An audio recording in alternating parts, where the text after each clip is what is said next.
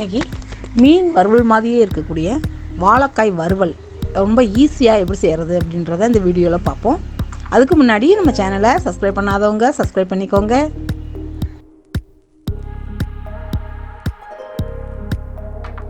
இன்றைக்கி வாழைக்காய் வறுவல் செய்கிறதுக்கு நான் 3 வாழைக்காய் எடுத்து வச்சுருக்கேன். இப்போ இந்த வாழைக்காயை தோலெல்லாம் சீவிடுவோம்.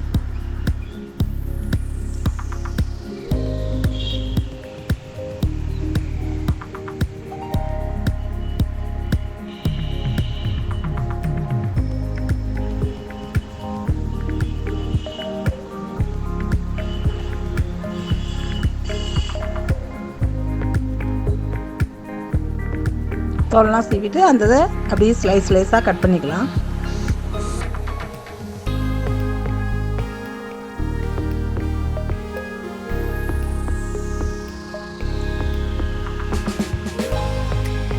கட் பண்ண அந்த வாழைக்காயை நம்ம தண்ணியில் போட்டுருவோம். அதுலேயுமே கொஞ்சம் மோர் ஊற்றிக்கலாம். கொஞ்சம் கருக்காமல் இருக்கும், அதுக்காக கொஞ்சம் மோர் ஊற்றிக்குவோம்.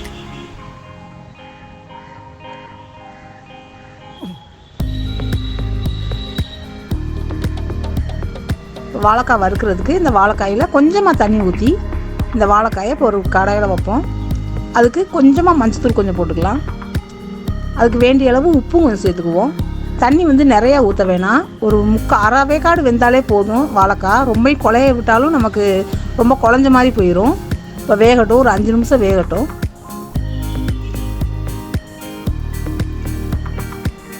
தண்ணியும் அந்த வாழைக்காயும் கரெக்டாக வர்ற அளவுக்கு தண்ணி வச்சோம்னா போதும். பாருங்கள், ரெண்டுமே ஒரே அளவாக தான் இருக்குது. இப்போ வாழைக்காய் நம்ம எடுத்து பார்த்தோம்னாலே ஒரு பாதி வெந்திருக்கும். அந்தளவு இருந்தாலே போதும். இதுக்கு நான் கார்ன்ஃப்ளவர் மாவு 1 ஸ்பூனும், மீன் வறுக்கிற பொடி இருக்குது அந்த பொடி ஒரு 2 ஸ்பூனும், இஞ்சி பூண்டு பேஸ்ட் 1 ஸ்பூன், கொஞ்சம் தேவைப்பட்டால் கொஞ்சம் கலர் பொடி சேர்த்துக்குங்க. எல்லாத்தையும் நல்லா ஒன்றா மிக்ஸ் பண்ணி விட்டுடலாம். உப்பு சேர்க்கலை, ஏற்கனவே அதில் உப்பு சேர்த்துருக்கோம் வாழைக்காய் வேகிறவையிலேயே, அதனால் உப்பு இதுக்கு நான் சேர்க்கலை. இப்போ வாழைக்காயும் போட்டு எல்லாத்தையும் அந்த பொடியெல்லாம் இதில் எல்லாம் ஒன்றா மிக்ஸ் ஆகிற மாதிரி இப்போ பிணைஞ்சு அது மாதிரி விட்டுருவோம்.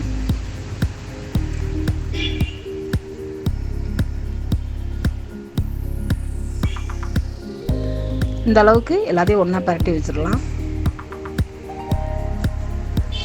இப்போ வாழைக்காய் வறுக்கிறதுக்கு ஒரு 3 ஸ்பூன் ஆயில் விட்டுருந்தேன். எண்ணெய் காயவும் அதில் எல்லாத்தையும் ஒன்றா போட்டு எடுத்துடலாம். எண்ணெய் இதுக்கு நிறையா தேவைப்படாது, ஏன்னா நம்ம ஏற்கனவே கொஞ்சம் வேக வச்சுட்டோம். இந்த அளவுக்கு எண்ணெய் இருந்தாலே போதும். அப்படியே சிம்மிலேயே வச்சு எல்லா வாழைக்காயை வச்சுட்டு ஒவ்வொன்றா அப்படியே திருப்பி விடுவோம். ரொம்ப சீக்கிரத்துலேயே செஞ்சிடலாம். நமக்கு ரொம்ப மொறுமொறுப்பாகவும் இருக்கும், சாப்பிட்றதுக்கு மீன் டேஸ்ட்லேயே இருக்கும்.